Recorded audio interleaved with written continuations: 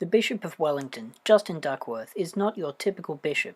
After 25 years of serving people on the very margins of society with his wife Jenny, he found himself at the centre of church life. When he was appointed as bishop by the Diocese of Wellington, he was asked to stay who he had always been. Bishop Duckworth recently spent a week in Melbourne, and Anglican Media caught up with him for a chat during a day-long workshop organised by Anglican Overseas Aid for young Anglican leaders. I've been Bishop of Wellington for just over 2.5 years, and my background before that is spent probably about 20-something years doing community-based youth work and kind of community work of different sorts. First season of our life we spent working with unchurched young people, and then we had the opportunity to spend some time fostering teenage young women who their home life was unsafe or they were out of control. And so over the space of about 4 or 5 years we had the great privilege and pleasure of fostering numerous young women. Then we shifted into the inner city of Wellington and gave hospitality to the street community and spent time sharing life with them, and we were part of planting a church and hung out with a whole lot of other young adult Christians and did that.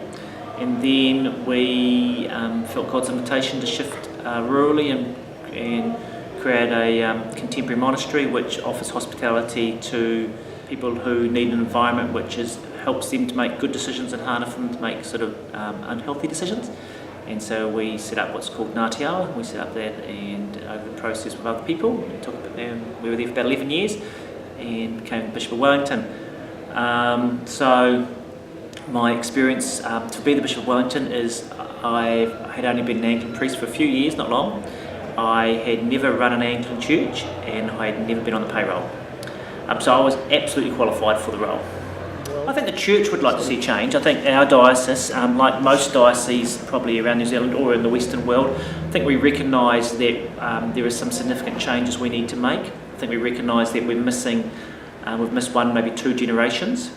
And I think we recognise that we're out of aligned with culture and what God is doing to an extent too. And so our diocese is boldly embarking on change, and we're just trying to do that together and do that faithful to God. And we're excited about what that looks like. At the same time, as I think most of us are a little bit scared as well. I think we are no further ahead than any other diocese in the West. I think we all just have to kind of, again, just chase the Holy Spirit where we find it, choose to be faithful to our inherited traditions, and realise that actually the Anglican Church going forward has a whole lot of resources that if we could just dust them off and reimagine them, then it actually, it's a beautiful strength to build on. But I think, in the end it comes down to God's faithful people. And it's about raising up amongst ourselves a generation of people who will be faithful and courageous and just together discern, how does it look to be the church, the Anglican Church, at this point in history and the locations we find ourselves.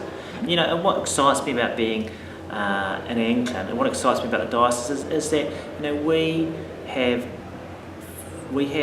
followers of Jesus in every location, in every community. There's a little Anglican church with faithful people who meet every week, And I think that's great that every location has this community of Jesus who are trying to reach out to their neighbours on a good day, who are joined together in praying and worshipping. And I think if we can just harness that potential and faithfully try to reimagine it going forward, I think that's just beautiful.